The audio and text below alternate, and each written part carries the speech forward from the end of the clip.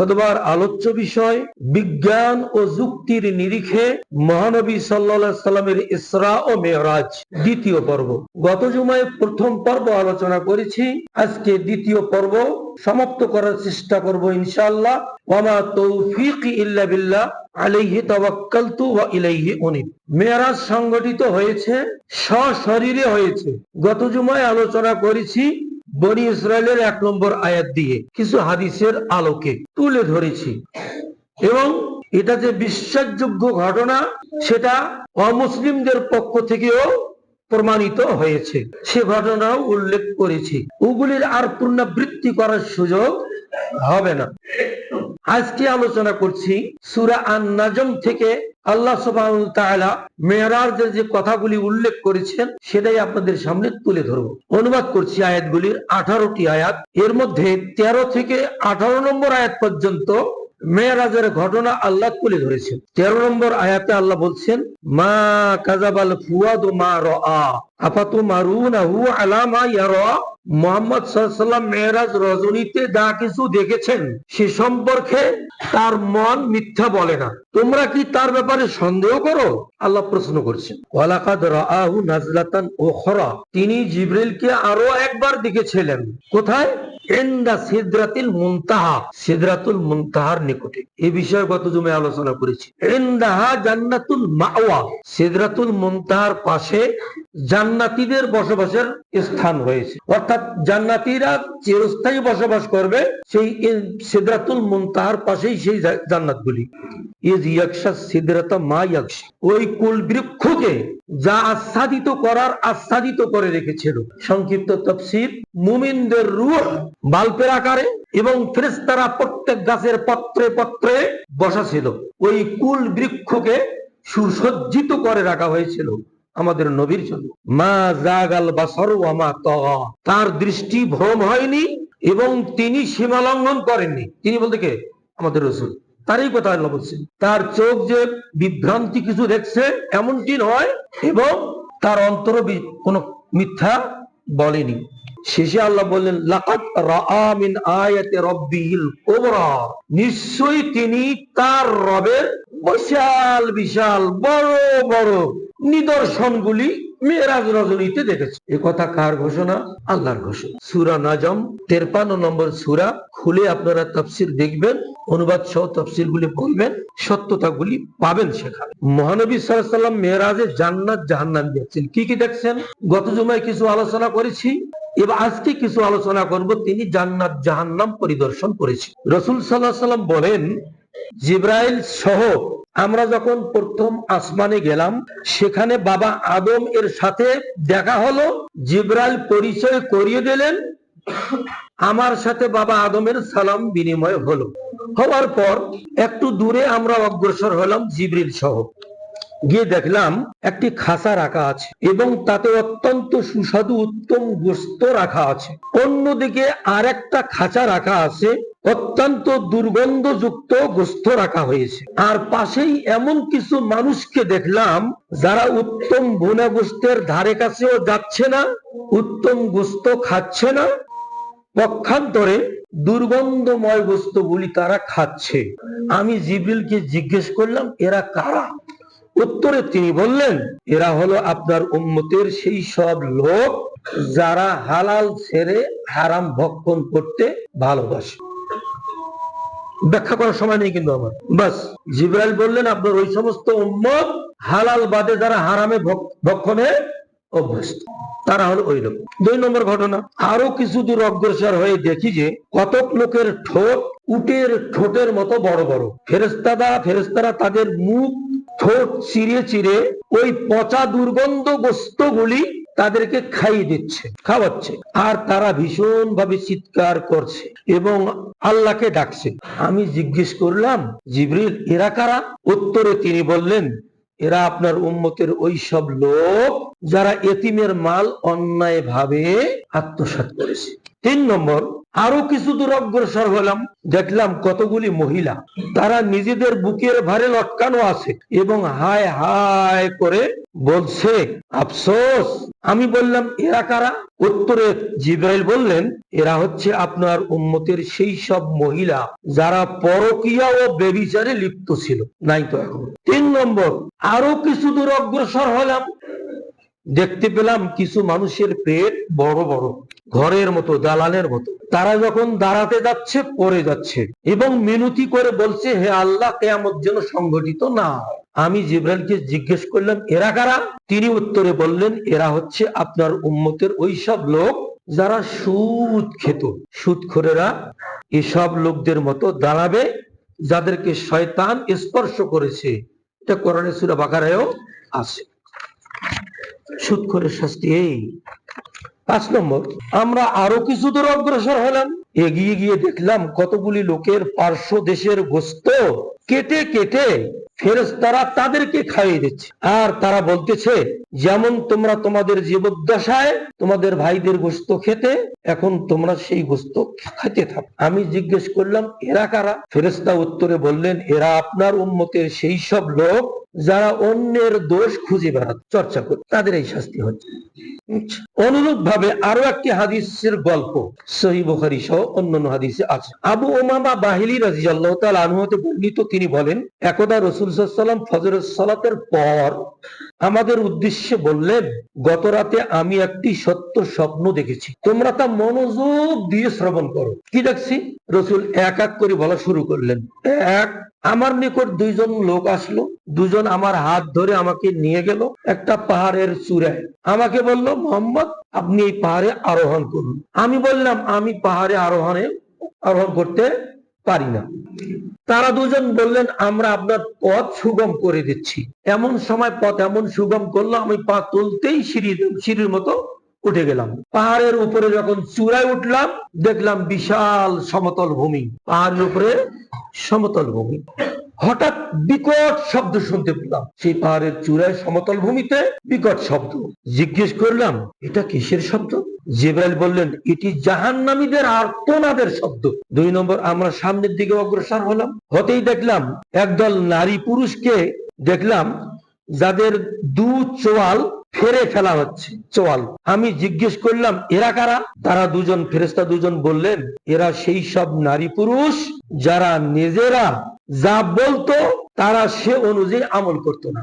নারী বক্তা পুরুষ বক্তা যা বলতো, মানুষকে যা নসিহা করতো, নিজের মধ্যে ওই নসিহাগুলি ছিল না।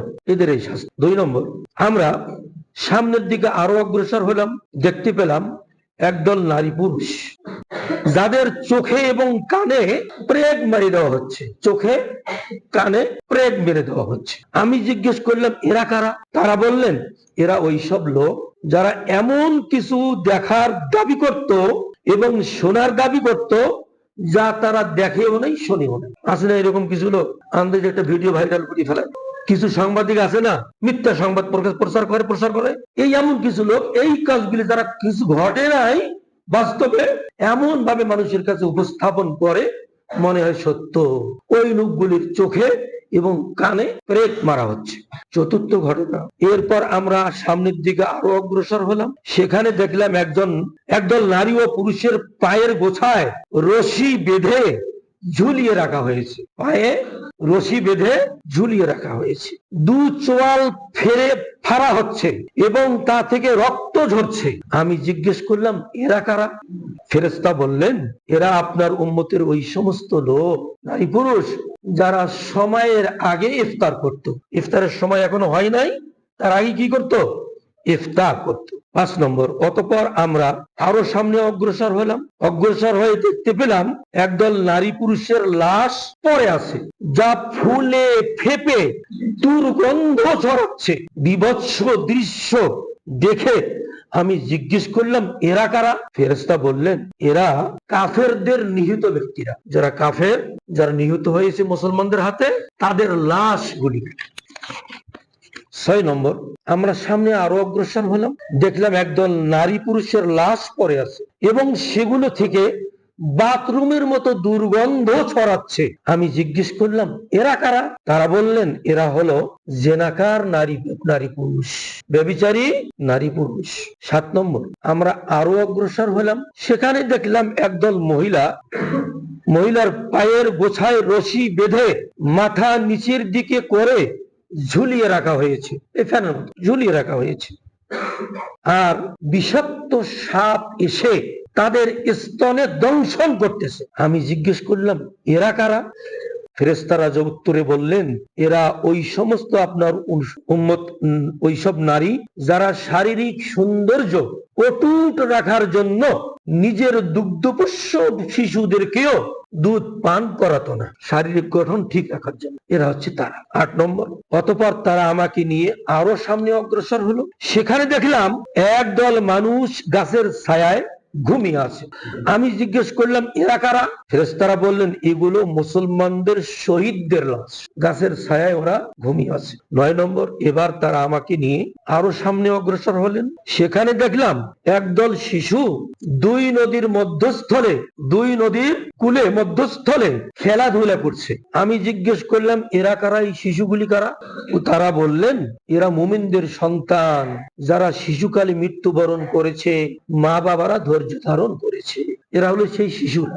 10 নম্বর, অতঃপর আরো সামনে গেলাম, কিছু মানুষকে দেখলাম যাদের চেহারা অত্যন্ত সুন্দর, পোশাক উজ্জ্বল এবং সুঘ্রাণে ভরপুর। চেহারাও সুন্দর, পোশাকও উজ্জ্বল, চতুর্দিকে সুঘ্রাণ ছড়িয়ে পড়ছে। তাদের চেহারা কারাতিস সদৃশ্য। আরবিতে কারাতিস বলা হয়, ছাত্ররা জানবে, সাদা কাগজ, সাদা কাগজের মতো জল জল করতেছে চেহারা। আমি জিজ্ঞেস করলাম এরা কারা? ফেরেশতারা বললেন এরা হলেন সিদ্দিকিন, সত্যবাদী, শহীদিন, শহীদ, সালেহিন, সৎকার, নেক আমলকারী যারা, এরাই হলো তারা।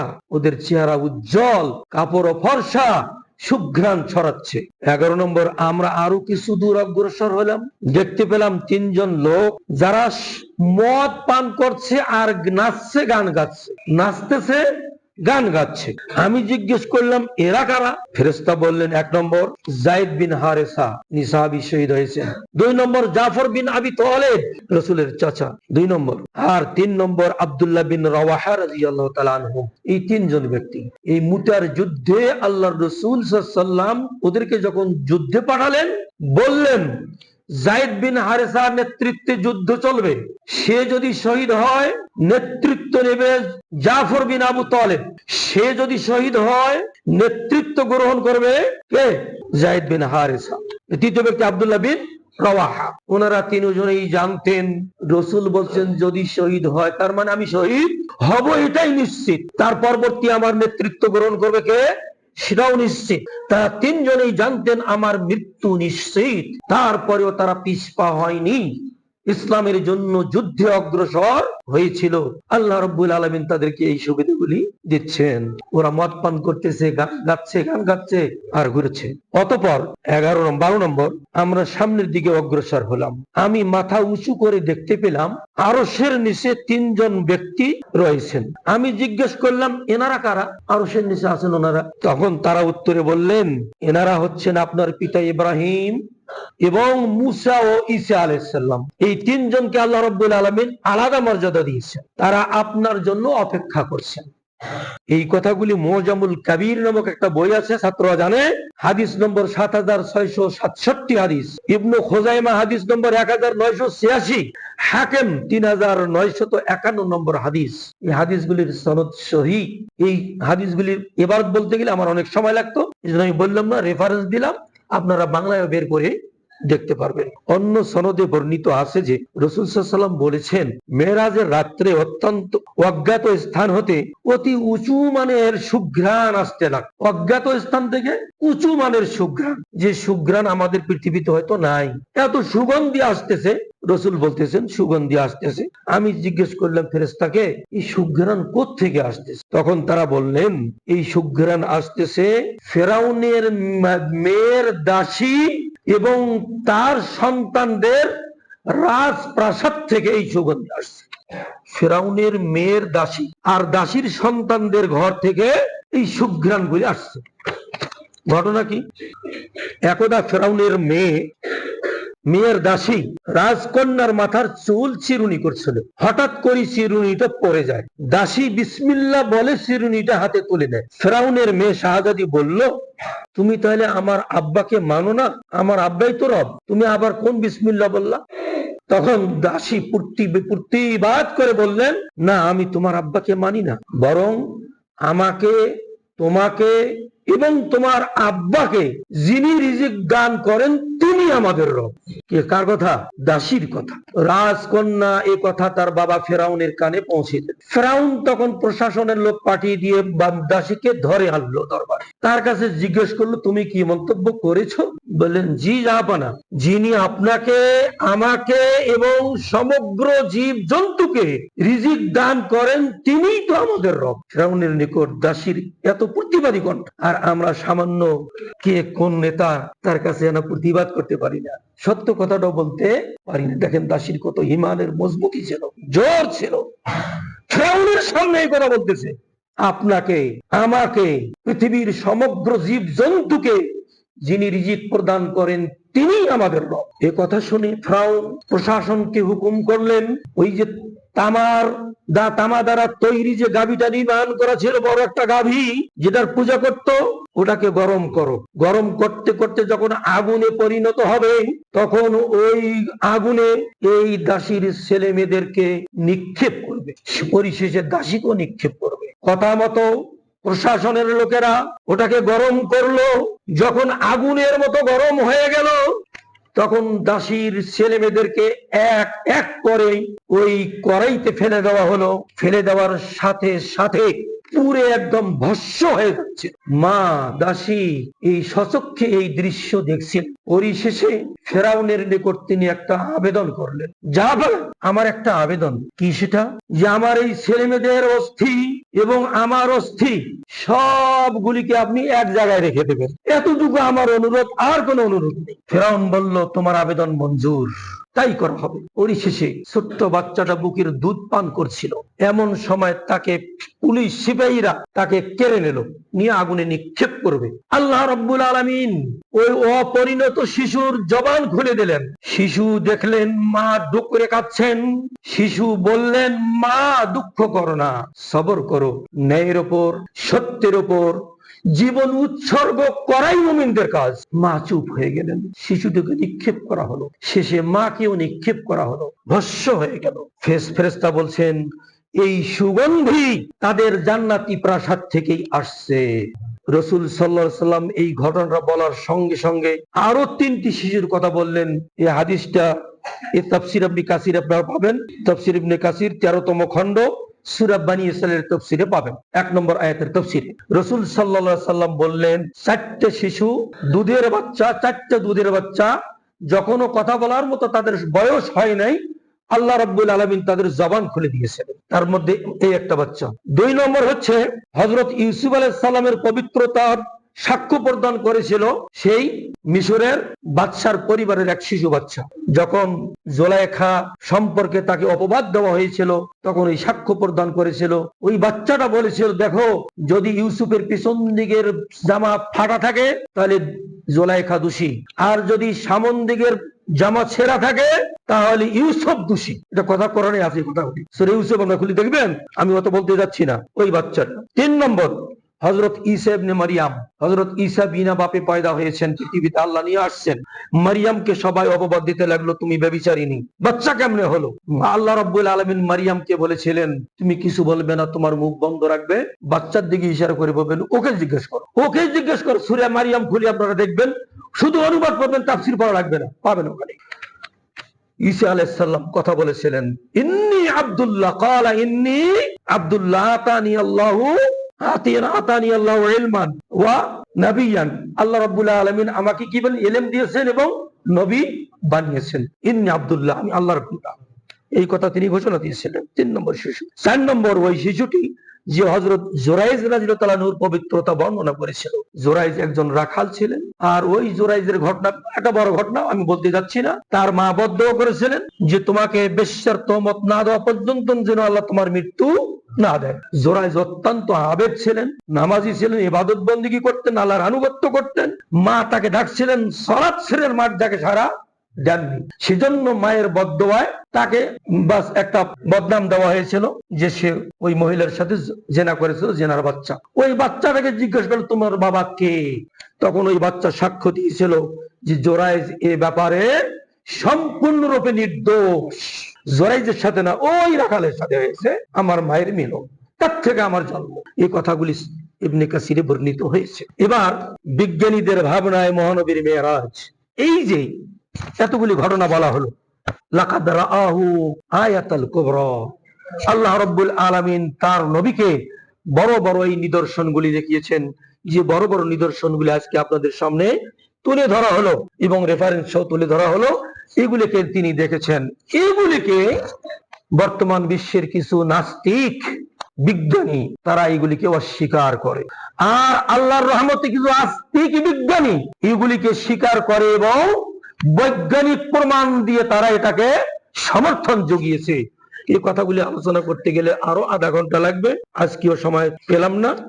ইনশাআল্লাহ এটা আগামী জুমায় পরিপূর্ণতা লাভ করবে। আজকে এই পর্যন্তই আলোচনা করলাম। আকুলু কওলি হাযা আস্তাগফিরুল্লাহ লি ওয়া লাকুম ওয়া লিসাইরিল মুসলিমিন। বারাকাল্লাহু লাকুম ফিল কুরআনিল আযীম ওয়া নাফা'না ওয়া ইয়্যাকুম বিল আয়াতি ওয়াজ যিকরিল হাকীম। ইন্নাহু তাআলা জাওয়াদুন কারীমুম মালিকুম বাররউফুর রহিম।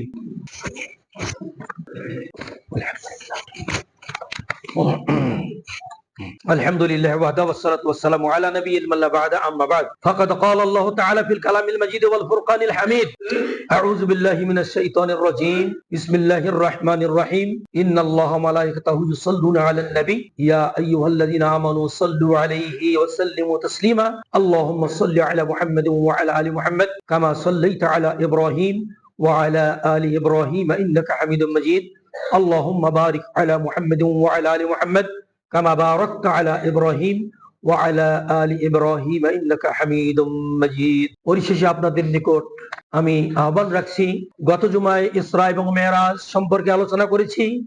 আজকেও ইসরা এবং মেরাজের আলোচনা করলাম দ্বিতীয় পর্বে। এই ইসরা এবং মেরাজ কোন মাসে সংঘটিত হয়েছে, কত সালে সংঘটিত হয়েছে, এই বিষয়গুলি গত জুমায় আলোচনা করেছি। তাতে রজব মাসের কোনো উল্লেখ নেই। তথাপিও আমাদের বাংলাদেশে এক শ্রেণীর মানুষ ধর্মের নামে আর এক শ্রেণীর রাজনীতিবিদরা রাজনীতির কারণে রজব মাসের 27 তারিখে শবে মেরাজ পালন করে থাকে। শবে মেরাজ আজকে রজব মাসের 26 তারিখ, রাত হচ্ছে 27 তারিখ। আজকের রাতে এই ধর্মের নামে এক শ্রেণীর লোক মৌলানা নানান ধরনের মিলাদ মাহফিল, দোয়া, কালাম, জিকির, আজকার, হাজার হাজার রাকাত সালাত, বয়ান, বক্তৃতা, বহু কিছু করবে। কিছু কিছু রাজনৈতিক দল তাদের নেতা কর্মীদেরকে নিয়ে শবে মেরাজ পালন করবে। আর এই সময়টা এমন একটা সময়, যেহেতু ভোটের সময়, আরো জাকজমকের সাথে পালন করা লাগে। অথচ এর কোনো প্রমাণ হাদিসে কোরআনে নাই যে রসুলের যুগে সাহাবীরা এবং রসুল শবে মেরাজ উপলক্ষে কোনো দিবস পালন করেছে। এটার থেকে মুসলিম হিসাবে আপনাদের আমাদের সকলের বিরত থাকা উচিত। আল্লাহ আমাদের সবাইকে থেকে বেদাত থেকে, যাবতীয় বেদাত থেকে বিরত থাকার তৌফিক দান করুন, আমিন। আপনাদের গার্জিয়ানদের উদ্দেশ্যে একটি বক্তব্য, ছোট্ট একটা কথা। আমাদের বাংলাদেশ জমিয়তে আহলে হাদিস একটা তালিমি বোর্ড খুলেছেন। এই তালিমি বোর্ডের অধীনে সারা বাংলাদেশে আহলে হাদিসের যত কওমি মাদ্রাসা আছে, সেই মাদ্রাসাগুলি বোর্ডের অধীনে বাৎসরিক পরীক্ষা নেওয়ার ব্যবস্থা করেছে। আমাদের রংপুর বিভাগে দুটো কেন্দ্র তারা চালু করেছিলেন। 1 নম্বর কেন্দ্র হারাগাছ মুহাম্মদিয়া আরাবিয়া মাদ্রাসা, আর 2 নম্বর কেন্দ্র ছিল মাদ্রাসাতুন নবুবিয়া কমপ্লেক্স, আপনাদের মাদ্রাসা। এগুলি আপনাদের এই মাদ্রাসা। এই 2 কেন্দ্রে, আমাদের এই কেন্দ্রে 4টা প্রতিষ্ঠানে পরীক্ষা হয়েছে। কেন্দ্র থেকে পরীক্ষক আসছিলেন এবং খাতাগুলি কেন্দ্রে গেছে, তারা পরীক্ষা নিরীক্ষা করে নাম্বার পত্র গতকালকে প্রেরণ করেছে। এই যে প্রতিযোগিতামূলক যদি আমরা লেখাপড়া করাই বাচ্চাদেরকে, বাংলা, অঙ্ক, ইংরেজি, আরবি, ব্যাকরণ, গ্রামার, এই প্রতিযোগিতা যদি থাকে, তাহলে আমাদের বাচ্চারাও অবশ্যই অবশ্যই আগামীতে ভালো ভালো একজন আলেম হবে, ভালো ভালো একজন দ্বীনের দায়ী হবে। এরাও ওই রকম ডাক্তার জাকির নায়েকের মতো আরবিতে, ইংলিশে এবং অন্যান্য ভাষায় বক্তৃতা দেবে। অতএব এই সমস্ত মাদ্রাসাগুলিকে আপনারা নিজেদের মাদ্রাসা মনে করে নেবেন। যে 4টা মাদ্রাসা অংশগ্রহণ করেছিল, তার মধ্যে 1 নম্বর তকিয়ার পার দারুল কোরআন মডার্ন মাদ্রাসা, 2 নম্বর মাদ্রাসাতুন নববিয়া, 3 নম্বর শিয়ালুর মোড়ে মাদ্রাসাতুল হেকমা, 4 নম্বর আমাদের এই ঐতিহ্যবাহী আল জামিয়া সালাফিয়া মাদ্রাসা। এই 4টা মাদ্রাসার ছাত্ররা পরীক্ষায় বোর্ড পরীক্ষায় অংশগ্রহণ করেছে। ফলাফলে যেটা যেভাবে আসছে আনুপাতিক হারে যে মাদ্রাসার স্থান 1 নম্বর দারুল কোরআন মডেল মাদ্রাসা যে তকিয়ার পরে, সেই মাদ্রাসার আনুপাতিক হারে 4র্থ স্থান অধিকার করেছে। আর আমাদের এই ঐতিহ্যবাহী মাদ্রাসা আল জামিয়া সালাফিয়া আনুপাতিক হারে 3র্থ স্থান অধিকার করেছে। আর মাদ্রাসাতুল হেকমা এই শিয়ালুর মোড়ে আনুপাতিক হারে 2য় স্থান অধিকার করেছে। আর মাদ্রাসাতুন নববিয়া কমপ্লেক্স আনুপাতিক হারে 1ম স্থান অধিকার করেছে। আপনাদের সকলের দোয়ায় এই সমস্ত প্রতিষ্ঠানগুলি চলছে, আপনাদের সকলের টাকা পয়সায় এই সমস্ত প্রতিষ্ঠানগুলি চলছে। আমি আপনাদের প্রতি আহ্বান রাখছি, আকুল আহ্বান রাখছি, এই প্রতিষ্ঠানগুলিকে আমাদেরকে আরো উন্নত করার জন্য আপনাদের মুখ্য ভূমিকা থাকা উচিত। আল্লাহ আপনাদের সবাইকে মুখ্য ভূমিকা পালন করার তৌফিক দান করুন, আমিন।